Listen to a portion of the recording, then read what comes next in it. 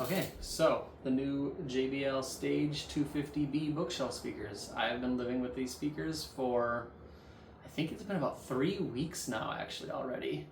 And I'm gonna be doing a review of them. So basically, as soon as these speakers were announced, I ordered a pair because I wanted to get them in here to test them out, because JBL is one of those kind of legendary names in the audio industry. If someone is not familiar with JBL, they basically have been living under a rock. So yeah, this is the bigger of the two bookshelf speakers that are available in this series. This is the Stage 250B. There's also a Stage 240B, which has a 4.5-inch woofer, and then the same 1-inch anodized aluminum dome tweeter, which is placed in the back of the HDI waveguide. The HDI stands for High Definition Imaging, and that is an accurate description, but I will get to that later when I'm talking about the imaging. Right now I'm just talking about the build of the speakers. 5.25-inch woofer. They also have one with a 4.5-inch woofer. I believe they call it a poly pulp cone, which essentially just means paper, but you know, advanced paper. But there are some people in the whole audio review space that think that paper is the best material for a woofer cone to be made out of. So not necessarily anything that you would consider a bad thing, the fact that it's made out of paper and it's been around, used in speakers for at least, man, it's 2024, so like probably close to 90 years now they've been using paper as the cones for woofers. So if it ain't broke, don't fix it, is what a lot of people would say. And then yeah, a 1-inch anodized aluminum dome tweeter, and they call that their next gen HDI waveguide. JBL's had the HDI waveguide for several years now in a lot of different speakers, lower end stuff and very high end stuff. And yeah, it definitely does its job here. And so they also make, in this series, they make 2 tower speakers. There's the 260F, which is dual 6.5-inch woofers, and then there's the 280F, which is a tower with dual 8-inch woofers. Same tweeter. The waveguide gets bigger the bigger the speaker is. I would like to hear how that affects the sound, but I don't think I'm going to run out and buy a pair of 280Fs to compare to these, because that would be a lot of space, and I live in a very small place. So probably not going to happen. They also make these in 2 different finishes. This is the espresso finish. Espresso finish gives you a painted black front baffle, and then on the sides you get this dark faux wood veneer, and it's a really high quality faux wood veneer. Comparing these to other speakers in its price category, this is well above them. If you look at for example, at the Klipsch, the R150Ms, which are at the same price as these and very comparable, like there's also 5.25-inch woofer and 1-inch tweeter in a waveguide. The vinyl wrap that they put on that, not even close. Like this honestly is close to a real wood veneer. Like most people probably wouldn't be able to tell the difference, and that's kind of a good thing. Then on the back, you see, got a nice big 2-inch flared port and your 5-way binding post. These speakers are not bi-ampable. Sensitivity on them, I believe, is 86 decibels at 6 ohms. So you are going to need a halfway decently powerful amplifier to make them sound their best. I tested these on a few different setups. My main setup that I was running them off of is a Marantz Cinema 30 AV receiver. And then I also connected them to an XTZ Edge A2-400, and that was running off of a Weem Mini Streamer, and the optical audio out from that was going into an SMSL SU1 DAC, and then that was going into the XTZ Edge A2-400 amplifier. to power these as well. Both work perfectly fine. I would really like to get more gear in here to test different things out, but both of those front ends were more than enough for these speakers. I feel like the Weem Streamer into the SMSL SU1 and the XTZ Edge A2400 sounded a little bit crispier than the Marantz Cinema 30 receiver, which makes sense because as far as audio receivers go, Marantz is usually a little bit more on the warmer side. Not a lot though. I feel like a lot of people overstate how warm the sound is from Marantz. It's still very crisp and clear, but has a little bit more body in the mid-range than a Class D amp like the XTZ Edge. Getting to the sound of these actual speakers, starting with the bass, there's not a lot. These are definitely not a full range bookshelf speaker. If you want to get a full range sound, you're going to need to pair these with a subwoofer. This series of speakers does have two subwoofers. There's the Stage 200P and the 220P. The 200 is a 10-inch, the 220 is a 12-inch. I would definitely recommend at least that 10-inch subwoofer to pair with these. If you're not going to go with the big towers in the front of your room, if you're doing home theater, you're definitely 100% going to need a subwoofer. If you're just doing music in a smaller room, you can probably get away without using a subwoofer, but they don't dig very deep. If you're listening to a lot of folk type music and stuff like that, you could probably get away without a sub. But if you listen to electronic music or modern pop stuff like that that's got a lot of bass, you're not going to hear any of it with these. They basically just don't make bass. When they're pulled out about 1.5 feet into the room, that's when they sound the best as far as soundstage and imaging, but you get no bass. You actually put them closer to the front wall, you get them about 6 inches away from the front wall, and then you get that boundary reinforcement and you can hear a bit more bass, but then you're losing a lot of the soundstage. And so it's not a compromise that you're going to want to make if it's going to be something that you're going to be listening to on a regular basis. So bass is kind of a no-show, essentially, with these. The treble is really good, surprisingly good. Female voices are really clear and not sibilant, and the imaging that's coming from that high-definition imaging waveguide is pretty massive. And they're also pretty precise too. You can get a very good center image and hear the vocalist coming straight from in between the speakers and the instruments on the left and right and drums behind everybody. You can pretty clearly make that stuff out with these speakers. So that was pretty surprising at their price point, because I feel like most really cheap speakers don't do that very well. The biggest downside to these speakers, in my opinion, and what would probably make them a no-go for me for most instances, is the mid-range is so forward. Particularly when I first noticed that it was too much mid-range was listening to the song Island in the Sun by Weezer.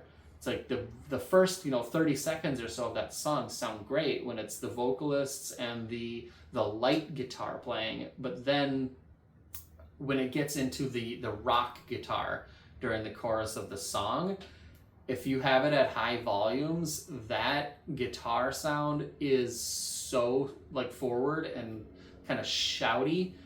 It sounds like someone is taking a guitar and going like this to it. I had to turn the speakers down. I had the volume up pretty loud. I want probably pushing around 85 dB from these little speakers. It almost seems like these speakers were tuned, and I'm sure actually that this is accurate. These speakers are not really meant to be for stereo music listening, is essentially what I think. These were designed to be part of a home theater system. If you pair them with a subwoofer and you're mostly using them for TV shows and movies, that forward mid-range really helps with dialogue clarity. Like watching a movie with, like me and my girlfriend watched Axel F with these speakers as the front, left, and right, and with a subwoofer on and the center and surround speakers going, these sounded really good for a movie. Like the dialogue clarity was really good. So I'm sure that I believe it's called the Stage 245C, which is the matching center channel that goes with these, that has 4 of the 4.5-inch mid-ranges with the 1-inch tweeter with the HDI waveguide in the middle. That center channel probably works really well with these for creating a full home theater system, and I'm pretty sure that that is what they are made for. If you wanted to do a smaller system, say you have a really wide TV cabinet and you have a TV mounted above it, you put a pair of these on each end with a center channel in the middle, that would be probably what these were designed for. I don't think that they were designed for straight up just, you know, putting on stands like this and listening to music with them. I mean, you obviously can do that, but I think there's probably better options for that. That gets me, I believe, to the comparison to the Klipsch RP-600M. It's not a completely fair comparison because this is a much larger speaker with a 6.5-inch woofer versus a 5.25-inch woofer. $650 for a pair of these, $400 for a pair of these, but this is kind of what I have to compare. So it is not really a fair comparison, but I don't think the JBLs are just straight up a worse speaker. The Klipsch, they definitely dig deeper, but I still think if you want full range sound, you need a sub. Treble, I think the win is for the JBLs. And mid-range, even though I said it's a weak point in the JBLs, it's a weak point in the Klipsch as well. The Klipsch goes too far the opposite direction, where I feel like the JBLs have a bit of a rise in the mid-range. I think the Klipsch has too much of a dip in the mid-range. So dialogue clarity, male voices, better on the JBLs than on the Klipsch. Female voices also sound a little bit more natural on the JBLs. On the Klipsch, they sound like they're a little bit more shrill, like female voices are higher. They're not bad on either of the speakers, but as a straight up comparison, the JBL's voices, no matter what, they're better. Let's see, the Klipsch is definitely a more full range speaker. So if you are thinking, I want to buy one of these speakers and I'm not going to add a subwoofer and they're going to be just for music, 100% go for the Klipsch. If it's something that you're going to pair with a subwoofer and it's going to be mixed use for home theater and for music listening, I would say you might be better off with the JBLs, and then you can use that extra $250 that you saved by going with the JBLs versus the Klipsch's to go towards your subwoofer. Yeah, that's kind of the comparison in a nutshell. Neither of them is a straight up winner. So what are my final thoughts? So when I first saw these speakers were announced, I was pretty excited for them. Like I said, I ordered them on day one, 100% with the intention to do this review of them. And I was hoping that JBL, with the billions of dollars that Harman has to be able to put into R&D to design a speaker like this, I was hoping that they were going to be able to use some of that money and engineering talent to completely upset the RP-600M, because this, as far as like what you see online and YouTube and everything like that, it seems like the RP-600M has got to be like probably one of the best selling speakers of all time, or at least since the RP-600M version 1 came out. Now the version 2 is an improvement over the version 1. I was hoping that JBL was going to use some of their, engineering might to completely overthrow the Klipsch RP-600M, and they haven't done that. So I was very excited for these speakers, and I am a little bit disappointed. That is not to say that they are a bad speaker. They're just not like an amazing speaker. They're a good speaker. if you're gonna pair this speaker with a subwoofer in a home theater environment, mixed use for home theater and music, it's gonna be a good speaker for that. But it is not gonna completely upset. Like if you bought these, you're not gonna be mad when you see these for sale for $250 cheaper, because I think overall for 90% of the people out there, the Klipsch is gonna be a better speaker. The JBL is a good speaker, but it's not a great speaker. So, last thing I want to say, I am going to be returning these speakers, and I'm going to use the money from that return to buy the next step up, which is going to be the JBL Studio 630.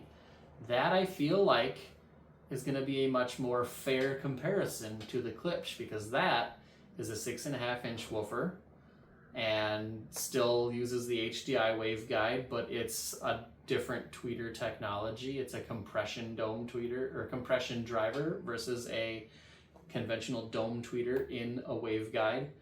And then the price of those speakers is actually a lot more similar to the Klipsch's. They're $50 more. So these are $650 MSRP for a pair. The Studio 630s are $699 MSRP for the pair. So here's hoping. Oh, and also the reason I'm going to be reviewing those is because those things came out like months ago, and I haven't really seen any reviews. I don't think I've specifically searched for them, but I watch most of the big YouTube channels that do audio reviews, and I haven't seen those. So if you like what I have to say, this is where I say the generic YouTuber things. Like the video, subscribe to the channel.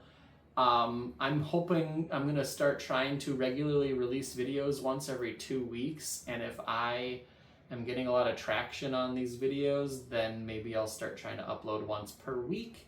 So if you click that notification bell, you're not going to be like spammed with stupid videos and community posts and shorts and stuff like that.